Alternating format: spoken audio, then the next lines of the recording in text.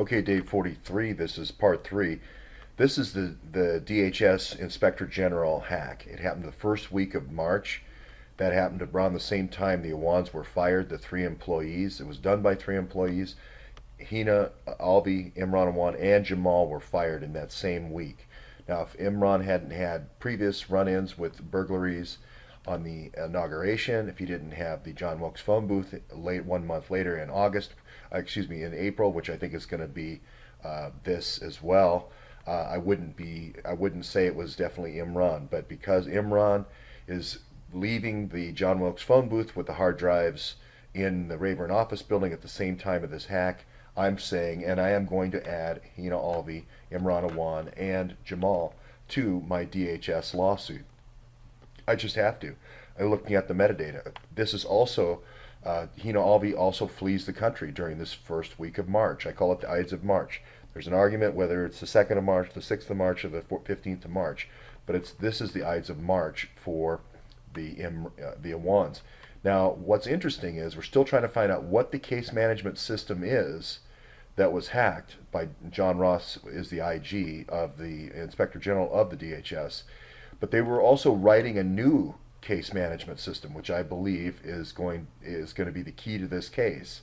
Okay.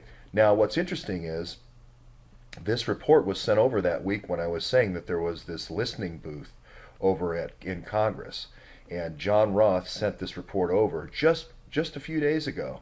John Roth sent this over maybe a week ago. That week I was saying that there was a listening booth in Congress. But what's really interesting is that this was reported by DHS, right? It was reported to DHS on May 11th. But the acting Secretary General, Elaine Duke, sat on it for about 30 days, or excuse me, 90 days.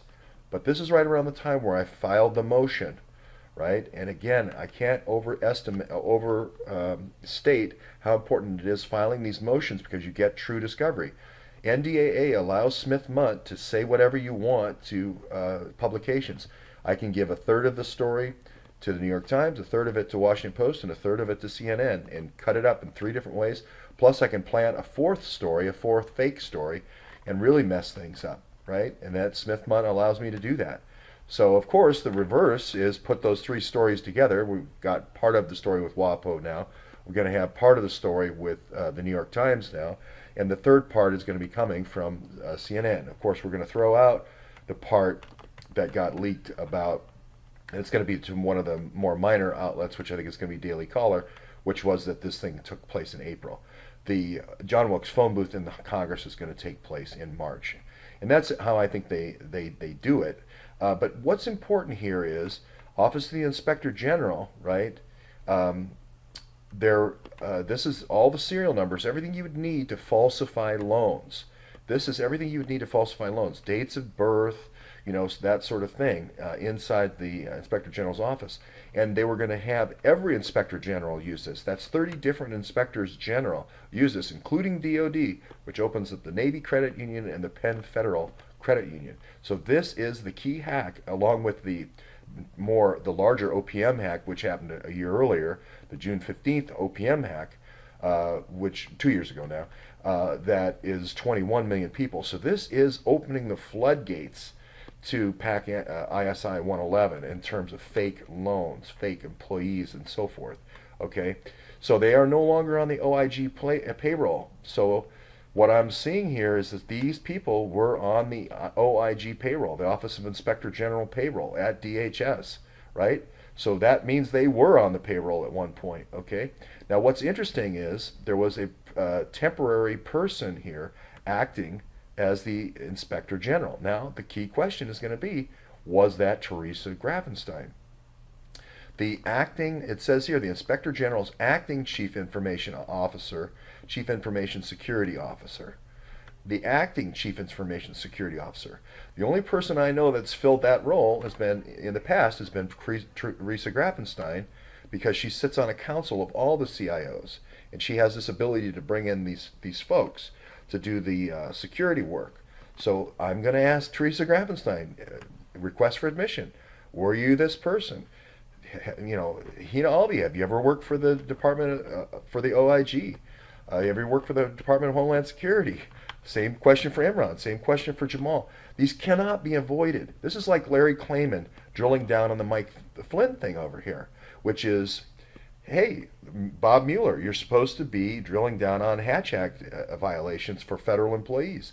How is the stuff you've been doing Hatch Act violations? These are people in a campaign. They're not even federal employees yet, and they don't even work for the campaign anymore. They're not government employees anymore. Larry Klayman was going to win that lawsuit.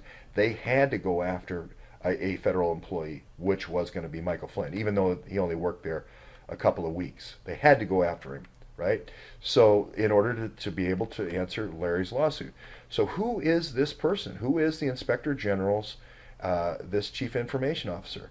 Now maybe this story has been sharded between USA Today and the New York Times, but the whole real story, which is this OIG hack here of the DHS, right, was what was at the Hawks Head home. That's going to be the end of this story. The story is going to end there, just like we found the hard drives there, just like Taggart is going to say that if you asked Andre Taggart today when was the stuff found, he is going to say the first week of March. I guarantee it, the first week of March. And I would bet that they started renting the home on March 1st, and it happened very soon after, a few days after, maybe 4 or 5 days after, because Hina Alvi leaves on the 5th. So I'm guessing it's going to be on the 4th.